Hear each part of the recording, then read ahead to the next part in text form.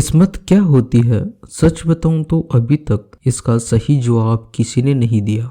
शायद आप अब दे पाओ या इस किस्मत को समझ पाओ। इसके लिए मैं आपको एक छोटी सी कहानी सुनाता हूँ। इस कहानी को ध्यान से सुनना और कमेंट करके मुझे बताना कि सच में किस्मत क्या है। एक लड़का था जिसका नाम था राहुल। उसकी हाइट लगभग 6 फीट के आसपास थी, गोरा रंग था और उसकी बॉडी बिल्कुल स्ट्रॉन्ग थी क्योंकि वो हर रोज मॉर्निंग में जिम जाया करता था। इवनिंग में भी वह रनिंग पर जाया करता था। तो जाहिर सी बात है, बॉडी का स्ट्रॉन्ग होना और एक अट्रैक्टिव बॉडी बनना नॉर्मल सी बात है। तो उसके जिम में एक लड़की भी आया करती थी। लड़की का नाम था प्रीति। अब जितना ही उसका ये नाम सुंदर है, उतनी ही सुंदर वह लड़की थी। हालांकि प्रीति का रंग थोड़ा सा सांवला था। बाल ज्यादा लंबे नहीं थे लेकिन ज्यादा छोटे भी नहीं थे। उन बालों में प्रीति की सुंदरता मानो चार चांद लग जाते थे। प्रीति सिंसियर थी। वो सिर्फ जिम आती, वर्कआउट करती और अपना बैग पैक करती, बाहर जाकर बस स्टॉप पर बस का इंतजार करती और जैसे ही पहली बस आती वह उसी बस को पकड़कर अपने घर के लिए निकल जाया करती थी। जब राहुल ने पहली बार प्रीति को जिम में देखा तो प्रीति वर्कआउट कर रही थी और पसीने में तरबतर हो रही थी। यह देख राहुल मन ही मन प्रीति को बहुत पसंद करने लगा। कुछ दिनों का इंतजार करके राहुल प्रीति को प्रपोज करने की सोची। तो काफी दिनों के बाद राहुल प्रीति के पास जाता है, प्रीति को प्रपोज करता है। प्रीति ने बोला कि मेरा आज यहाँ लास्ट दिन है, मैं यहाँ से शिफ्ट हो रही हूँ और दूसरे शहर में जा रही हूँ। हमारी किस्मत में होगा तो हम जरूर मिलेंगे, लेकिन आज के लिए आई एम सॉरी। बस इतना कहकर प्रीति वहां से निकल जाती है। कुछ पल बीते, घंटे बीते, दिन बीते, महीना भर गुजर गया। राहुल प्रीति को भूल नहीं पाया। तो राहुल सोचता है कि क्यों ना मैं प्रीति की तलाश में निकलूं, कहीं ना कहीं वह मुझे मिल ही जाएगी। यह सोच राहुल सामान अपना पैक करता है और प्रीति की तलाश में निकल जाता है। कुछ दिनों के बाद वह एक शोरूम के अंदर बैठा था। उसी वक्त वह प्रीति को देखता है। जब प्रीति को देखता है तो राहुल बहुत खुश होता है और दौड़ा दौड़े जाकर प्रीति को कहता है कि देखो मैं आ गया। तो प्रीति ने बोला कि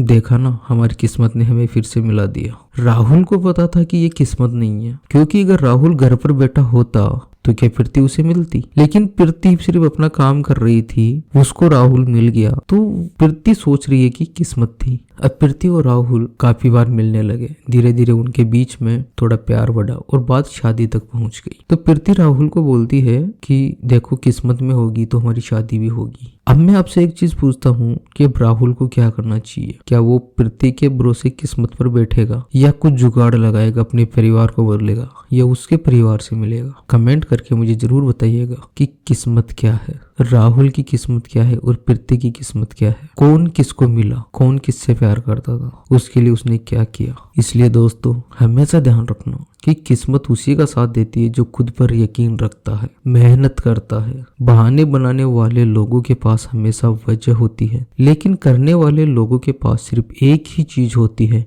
और वो है इरादा। जब तू दिन रात मेहनत करता है, पसीना बहाता है, तो ऊपर वाला भी सोचता होगा ना कि अब इसका हक बनता है भाई। इसलिए मेहनत करते रहो, क्योंकि एक दिन तुम्हारी मेहनत तुम्हारे नाम की पहचान बनाएगी। एक बात याद रखना दोस्तों कि जब जिंदगी में सब कुछ आसानी से मिलने लगे तो इंसान अपनी असली क्षमता भूल जाता है और वो इंसान अपने कंफर्ट जोन में रहने लगता है। हालांकि कंफर्ट जोन गलत नहीं है, अगर आपको कंफर्ट जोन मिल रहा है तो और अच्छे से ग्रो कर सकते हो। लेकिन इंसानी फितरत क्या है, जैसे ही आपको कंफर्ट जोन मिलेगा आप आराम करने लगोगे, आलसी बन जाओगे, उसी कंफर्ट जोन में आप फंसकर रह जाओगे। दोस्तों अगर अभी भी आप अपनी लाइफ में कंफर्ट नहीं हो तो ये परेशानी वाली बात नहीं है। हमेशा ध्यान रखो कि मुश्किलें हमें गिराने नहीं आती बल्कि हमें मजबूत बनाने आती है। हर दर्द, हर ठोकर, हर असफलता, हर वो इंसान जिसे देखकर आपको ये लगता है कि यार देखो वो क्या कर रहा है और मैं मेरी जिंदगी में क्या कर रहा हूँ, और भी 70 सवाल आते होंगे तुम्हारे मन में। लेकिन ये जो सब दुख दर्द है ना, इसके पीछे एक छिपा हुआ सबक होता है मेरे दोस्त। एक लर्निंग छुपी होती है जो तुम्हें उठना सिखाती है,